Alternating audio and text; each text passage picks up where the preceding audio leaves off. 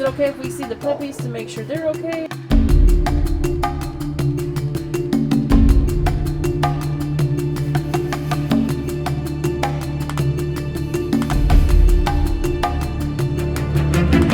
There has been a tremendous tie between animal abuse and additional crimes.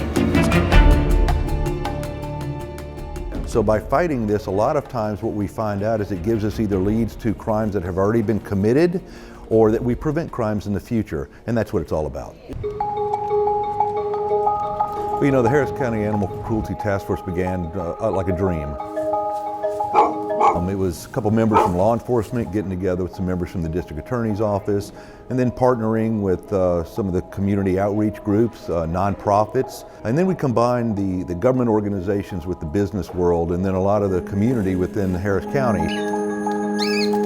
We did it for one reason, and that was to expedite the way that we handled cases when it came to animal neglect, abuse, and abandonment and cruelty. Before the task force, where to report crimes against animals was confusing, but not anymore. Citizens can report online anytime, day or night, at 927pause.org. There's a hotline number too. All the reports generated can be accessed on a computer inside an officer's patrol car, where they can easily read it, get the address, and then go check it out. Here, Deputy Stephanie Womack followed up on a citizen's report about a large dog being kept in a backyard with no food and water.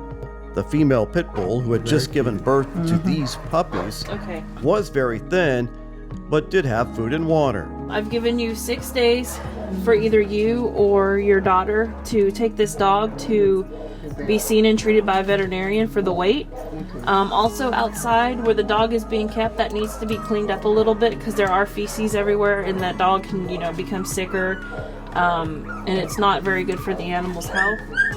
Across town, Deputy Shane Rooney checks out a report that came in about an abandoned dog left inside an apartment. The report turned out to be accurate. Deputy Rooney learned that the male renter had been evicted and left with some of his belongings, but the dog was left behind.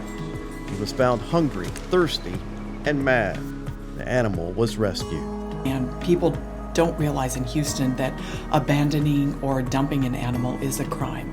And so we need to get our arms around that and create a campaign that lets people know that you can't abandon it and you can't dump your animal. Tina and Tama Lundquist are the founders of Houston Pet Set, a nonprofit dedicated to making a difference in animal welfare. Pet Set is a vital member of the task force. This is an opportunity for education also and community outreach.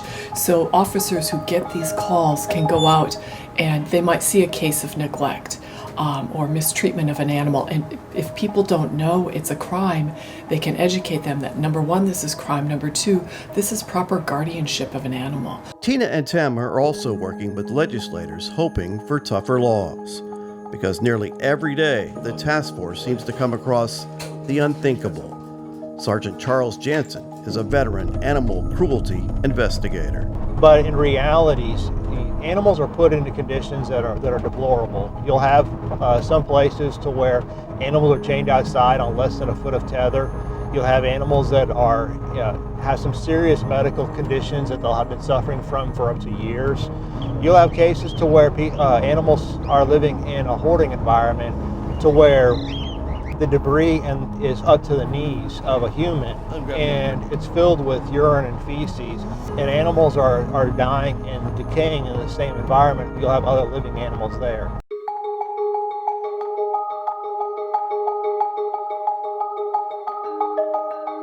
We've got inquiries from numerous other areas now wanting to come meet with us, wanting to see how we're doing things, to see if this pilot program could actually fit within their communities to help their situations also.